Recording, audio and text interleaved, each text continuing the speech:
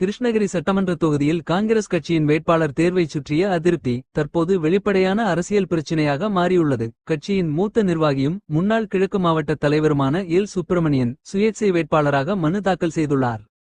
சில வாரங்களுக்கு முன்பு காங்கிரஸ் கட்சி சார்பில் போட்டியிடும் நோக்கில் சுப்பிரமணியன் சென்னை சத்தியமூர்த்தி பவனில் தனது விருப்ப மனுவை தாக்கல் செய்திருந்தார். நீண்டகாலமாக கட்சியில் பணியாற்றியதால் அவருக்கே வாய்ப்பு கிடைக்கும் என்ற எதிர்பார்ப்பு அவரின் ஆதரவாளர்களிடம் இருந்தது. ஆனால் கிருஷ்ணகிரி தொகுதிக்கான வேட்பாளராக டாக்டர் செல்லகுமார் அறிவிக்கப்பட்டதும் கட்சியினரிடையே அதிருப்தி ஏற்பட்டது. உள்ளூர் தலைவர்களுக்கு வாய்ப்பு வழங்கப்படவில்லை என்றும் வெளியூர் நபர் தேர்வு செய்யப்பட்டதாகவும் குற்றச்சாட்டுகள் எழுந்தன.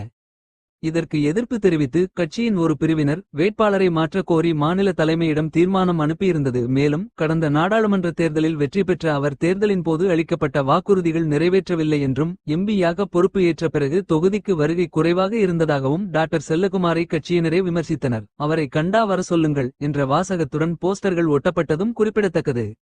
இந்த நிலையில் வேட்புமனு தாக்கல் செய்ய கடைசி நாளில் காங்கிரஸ் சார்பில் டாக்டர் செல்லகுமார் வேட்பு மனு தாக்கல் செய்த அதே நாளில் காங்கிரஸ் கட்சியின் மூத்த நிர்வாகியான எல். சுப்பிரமணியன் சுயேட்சை வேட்பாளராக மனு தாக்கல் செய்தார். அவருடன் பல கட்சி நிர்வாகிகள் மற்றும் ஆதரவாளர்கள் சென்றனர். இதனால் கிருஷ்ணகிரி தொகுதியில் காங்கிரஸ் கட்சியின் உட்கட்சி பிரச்சினை வெளிப்படையாக மாறியுள்ளதுடன் தேர்தல் நிலவரம் புதிய திருப்பத்தை எட்டியுள்ளது.